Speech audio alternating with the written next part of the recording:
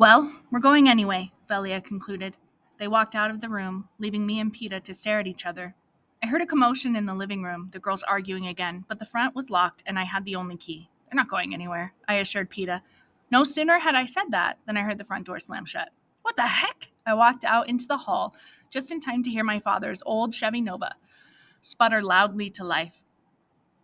I pulled off Mama's frumpy shoes and pushed on my own sneakers. Dang it, there was obviously another set of keys to the house and the vehicle. I had no idea where they'd found them, but they had, and now my sisters were trying to drive away in a compromised vehicle without a clue as to how to handle it. Ah, you cussed? Peta followed me down the hall.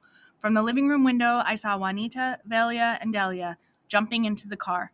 I ran out onto the porch. Hey, get out of the car. What do you think you're doing? I hollered.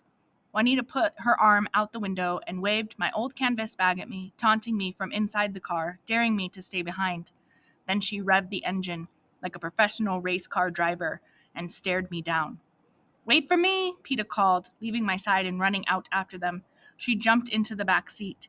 Seeing that I wasn't leaving the porch, Juanita shrugged, put the car in reverse, and backed out of the driveway. The left corner of the Nova's rear bumper clipped the chain link post, taking the gate with it and knocking down a good part of the fence. Juanita didn't even look back at the fence damage as she put the car in drive. I ran into the darkened street as Juanita peeled out. Come back here, I yelled.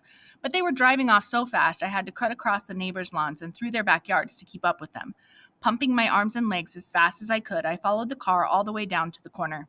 My breath was coming in ragged gasps, and I could barely hear the knocking engine of Papa's old car for the pulse pounding against my eardrums.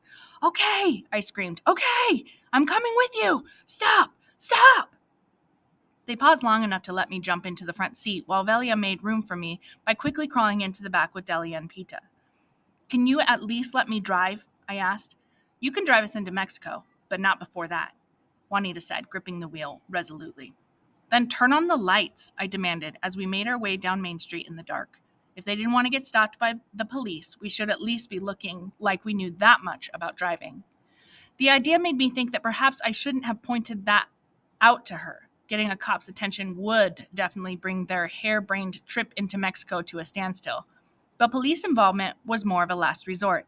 There had to be a better way. Use the wipers, I continued. Get these dead butterflies off the windshield so we can see where we're going.